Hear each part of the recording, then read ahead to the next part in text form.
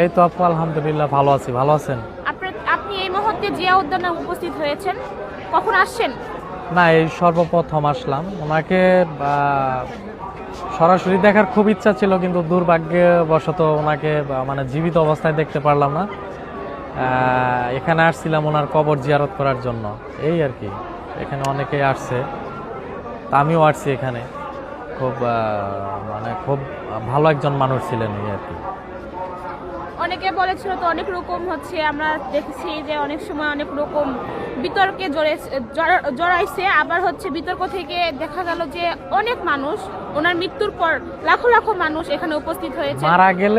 মারা গেলে সবার কাছেই সবাই প্রিয় হয়। আজকে যদি আমিও মারা যাই, আমাকে অনেকেই ভালোবাসবে। যারা আমার হ্যাটার্স ছিল তারাও আমাকে ভালোবাসবে। হয়তো ওনার ক্ষেত্রে এরকমটাই হয়েছে যে যখন জীবিত ছিল হয়তো সবাই ওইরকম ভালো চোখে দেখে না, কিন্তু মৃত্যুর পর ওনাকে সবাই ভালোবাসতেছে। এরকমটা আসলেই যখন একটা মানুষ মারা যায়, ওই যে কথায় আছে না যে বাইসা থাকতে চিনলা না, মইরা যাওয়ার পর ঠিকই চিনলা, এরকম একটা অবস্থা। যে উনি তো জীবিত থাকা অবস্থায় হয়তো সবাই ভালো পায় না, কিন্তু মরে যাওয়ার পর এখন সবাই ভালো পাইতেছে, এরকমটাই আর কি।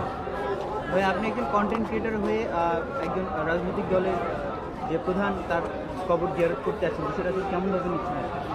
এটা আমি আসলে রাজনৈতিক হিসেবে আসি না, আমি রাজনীতি করি না, আমি রাজনীতি বুঝিও না। আমার মনে ভালো লাগছে, ওনাকে ভালো লাগতো, যেহেতু উনি একজন প্রধানমন্ত্রী ছিলেন, সাবেক প্রধানমন্ত্রী, স্বাভাবিক এখানে আমি আসতেই পারি। এখানে রাজনৈতিক দল হিসেবে এখানে আমি আসি নাই, একজন সাধারণ মানুষ হিসেবে আসছি। এখানে এসে কেমন লাগতেছে আপনার? এই তো ভালো লাগতেছে, অনেক লোকজন আসছে এখানে কবর জিয়ারত করতেছে, সবার জন্য উন্মুক্ত করে দিছে, ভালো লাগতেছে।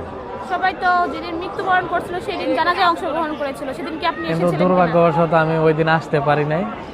চেষ্টা ছিলাম, কিন্তু আসতে পারি নাই।